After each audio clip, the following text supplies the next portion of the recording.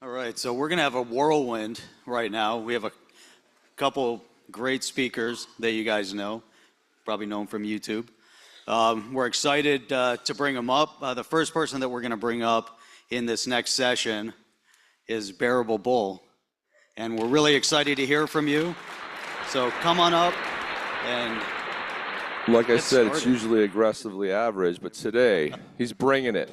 Bringing it. Right, Bull? Get off this way. Okay.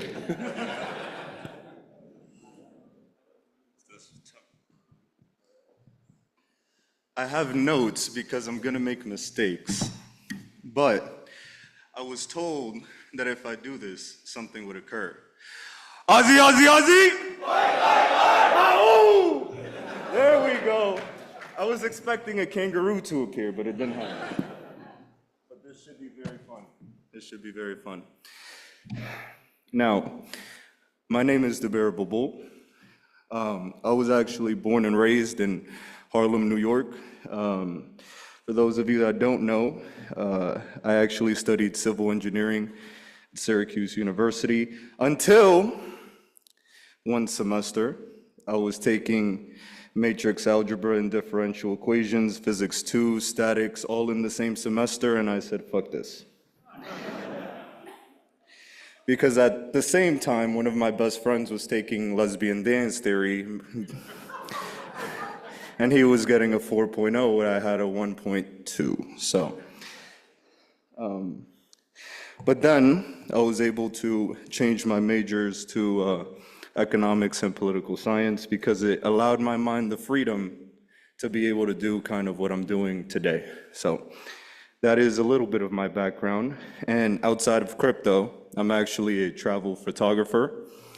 And something that I'm about to show you is actually the most important and impactful photo that I've ever seen. This is a picture that was taken in Sub-Saharan Africa, and what you see is a little girl traveling to try and find water in a village, and that vulture that you see is constantly following and surrounding her because she is near death because of the terrible conditions that were present at the time. And the reason I'm sharing this with you is because this was actually a presentation, or this photo was shown in a speech made by Tim Tebow, an American football player. And he presented this specific photo in a speech about significance. And this is now my opportunity to extrapolate further. This photo to me is very impactful because the photographer that took this photo actually won the Pulitzer Prize for it. And the Pulitzer Prize is the highest level of journalistic achievement in the world. In 1994, he won the Pulitzer Prize. And then 4 months later, he took his own life. The irony of this is that this human-made achievement is supposed to be one of the highest honors that we're supposed to experience in this physical world. But it just goes to show that these real-world achievements don't really mean that much, do they? It clearly wasn't enough. The soul cried to him every single day. And when he took this photo, when given the opportunity to provide water or food, maybe give her a hug, he chose not to because maybe it was a disease. He was warned not to do so. And it just goes to show that significance is worth more than human achievement. Success is great, and accolades are incredible. But the problem with people in modern society is that they define things as successful that don't matter. The problem with the 1% today is that they believe that things that don't matter are important. They've identified certain things like status symbols, cars, houses, vehicles, jewelry, that we all aspire to have. maybe some status that we want to achieve, and it's infected the minds and souls of the masses and the rest of the world. In my videos, I'm sure you guys have all heard me say the phrase, "We will become the new 1%." But I've never defined what the 1% is until today. To me, the new 1% is a community and group of people who will, in my opinion, make life-changing money by being significant and building things that changes people's lives for the better. The new 1% is a conscious humanity that puts purpose over profit. And the new 1% are people that understand that it only takes $20 billion to end something like homelessness in the United States, but the current market cap of Dogecoin is $24 billion. This is what matters, and I pray that we all become significant. And now to the crypto side of things, so we can actually take our place as part of the new 1% and hopefully inspire change into the world. BC Backer, you actually said when we were on the panel earlier today that every single person building here in this room is viewed as a potential scammer. Isn't that right? Isn't that unbelievable? We try to build purpose and value, but we are deemed a pejorative from people who are ignorant. What I'm going to say as well is that, isn't it interesting how unless you are funded or endorsed by Ripple, you are deemed a scammer in the XRP community? And that's the exact problem with the XRP community. We invest in this thing as if it is a security of Ripple, as opposed to it actually being a decentralized network that we can build upon. If Ripple doesn't do it, it's deemed as a scam. And what's funny is that there are actually projects here today that have provided more real-world value than a lot of projects Ripple has actually funded. And till this day, I believe they have gotten no support, technical support, or actual funding. And I believe after today, and I pray after today, that that changes.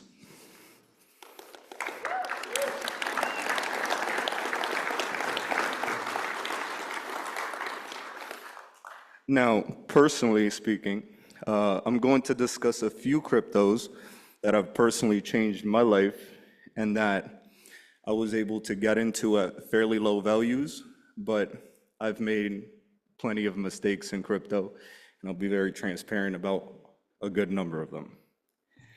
ADA was a crypto I was able to get into at 3 cents that absolutely changed my life forever. HBAR, 1.8 cents. Quant, $7. VeChain, half a penny. Theta, 7 cents. Neo, $8. Substratum, it's a dead project, 10 cents. Ether, $8, sold too early. But the list does go on. ADA went as high as $3. HBAR as high as 57 cents. Quant as high as $400. VeChain as high as 25 cents. Theta as high as $16.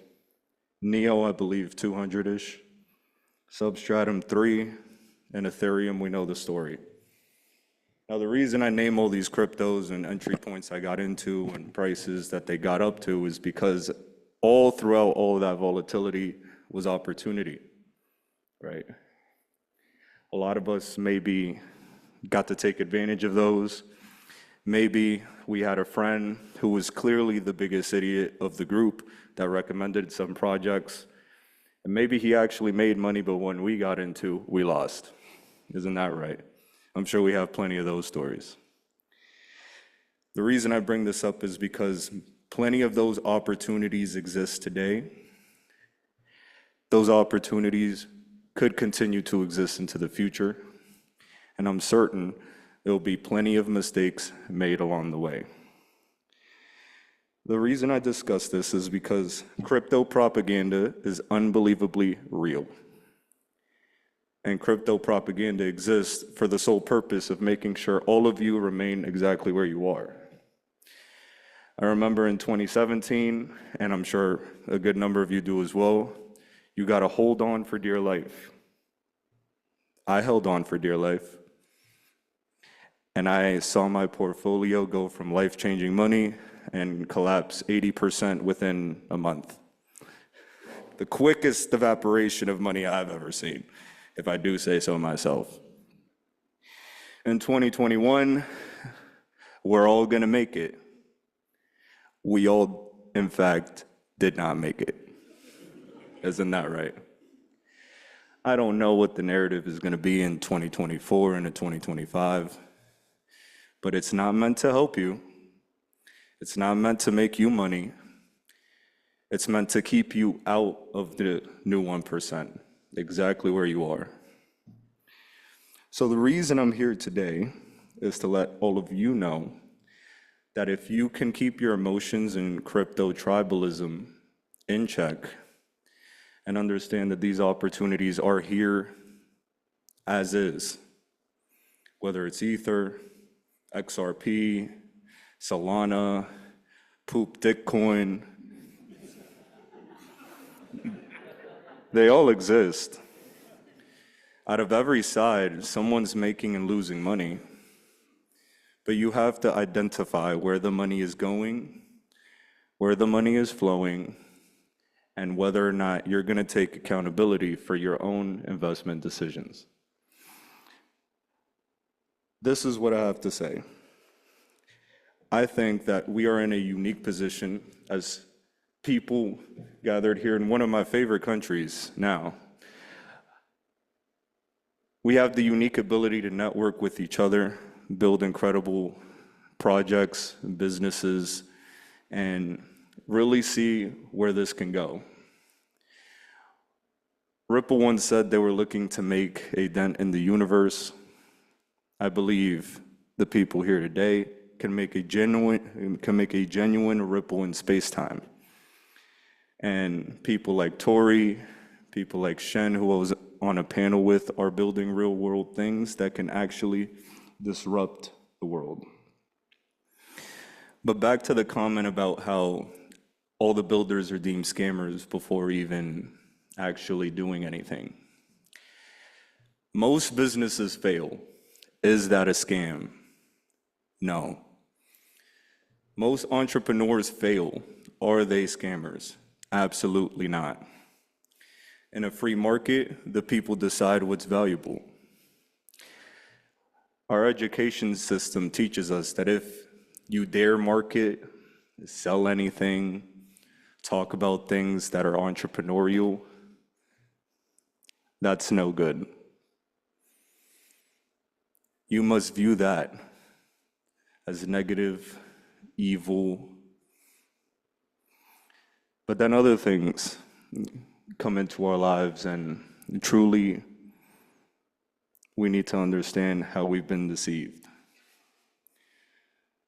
I believe currently almost everything is a Ponzi. And I've actually said this to a good number of my friends. Crypto is a Ponzi. Stocks are a Ponzi. Fiat is definitely a Ponzi. People's retirements are a Ponzi.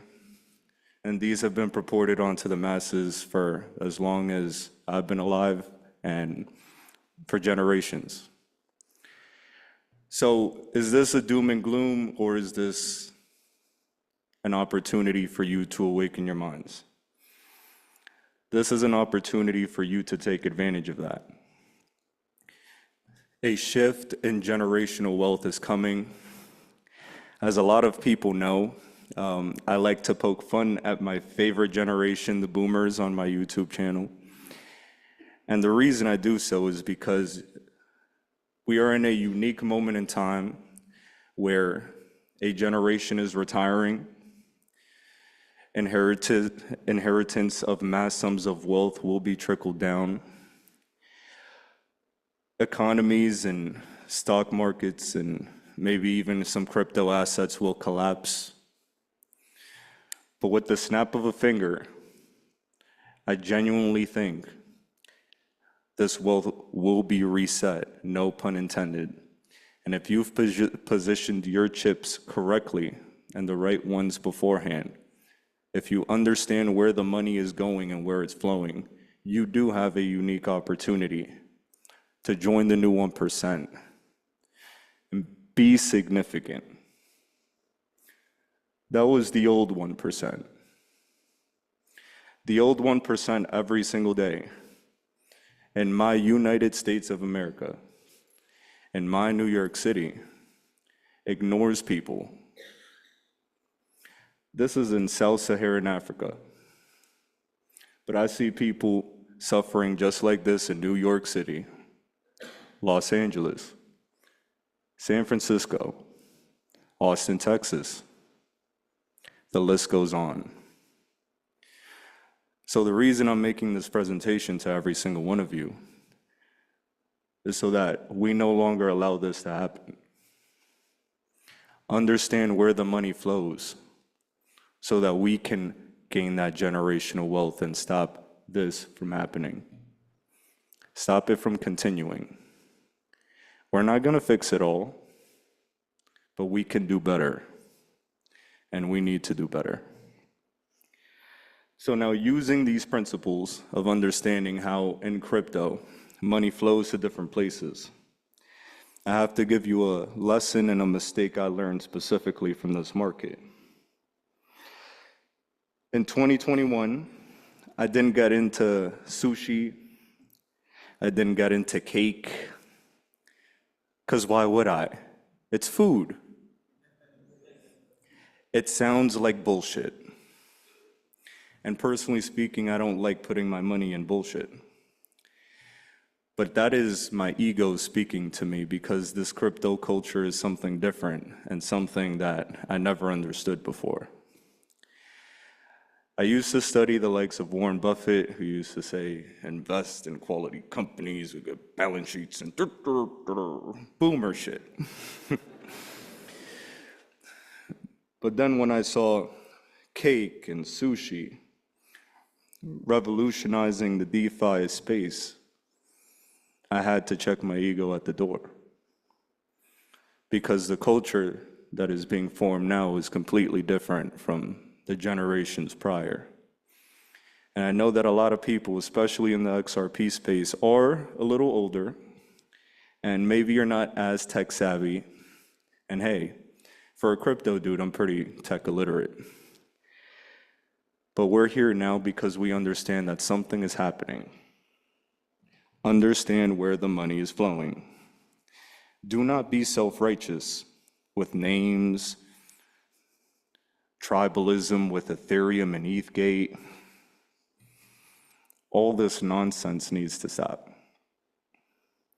Using the principles that had cost me plenty of profits this last bull market, I'm now going to identify to you a crypto project I speculate could absolutely do something similar that Pancake did in 2021. First, I'm going to explain to you why. One, I think DeFi is one of the only opportunities humanity has to really disrupt the world before the enslavement of man could take shape. A lot of these individuals that control the world are trying to hijack and corner some of the most important technologies in the world for them. CBDCs, AI, all these other systems of control are meant not for your own good, but to maintain their power. But someone like myself, who's some anonymous fuck on the internet that says aggressively average every single day, can identify something like tax dollars going to fund wars, going to do all these different things. And I question heavily why we, the people, who are the ones who truly have the power, don't hold the government accountable and put them on the blockchain and audit all of their bullshit and where they send the money. Just an idea. But instead, they want to put us on the blockchain, audit all of our purchases, and program how we spend the money. Isn't that interesting? Now, I'm not the biggest fan of illegally funneling money through bureaucracy and money laundering and all these scams that the government pulls, like many of you. I'm just some random individual speaking to a crowd in Gold Coast, Australia. But imagine if one of you speaks with someone else, speaks with someone else, speaks with someone else. Maybe we can get that government audit of tax dollars one day. Now, in terms of crypto and opportunities that we can actually solve and actually make money from now, identify where the money is flowing. Solana is currently one of the cryptos that have absolutely exploded this year, that have absolutely taken the world by storm. And personally speaking, I'm not the biggest fan. The reason why is because while everyone sits here in crypto and shits on XRP for being a centralized shitcoin, they quite literally pause Solana into infinity and beyond whenever they want. But that's besides the point. The point is the money is going there, the money is flowing there, and I believe there is an opportunity that I've put some money into that maybe, with your own research, could be worth your while. I believe Jupiter is a very powerful DeFi project that could genuinely make an impact and genuinely empower individuals on the Solana chain. I've identified it as something that money is flowing to. And with the cult-like ecosystem that Solana has built, I've identified it as something that all of you should do your own research on. Again, just planting a seed. Now, if anyone or anyone else would like to really dig deeper, I'm very curious to know one thing. What are we going to do after today? Are we going to continue to allow our community of people who got fucked over by the SEC thoroughly to continue to be discredited completely by the rest of the crypto space? Or are we going to come together, rally behind all the builders, the technologists, and my favorite conspiracy theorists? Are we going to rally behind all of each other and build some of the most important and revolutionary technology in the world? I do believe XRP is the greatest digital asset ever created.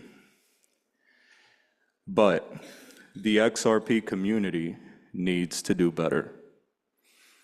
I believe today, this is the start of the XRP community doing a lot better.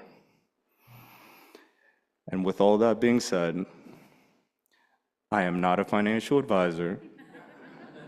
This is not financial advice, but you should follow it anyways.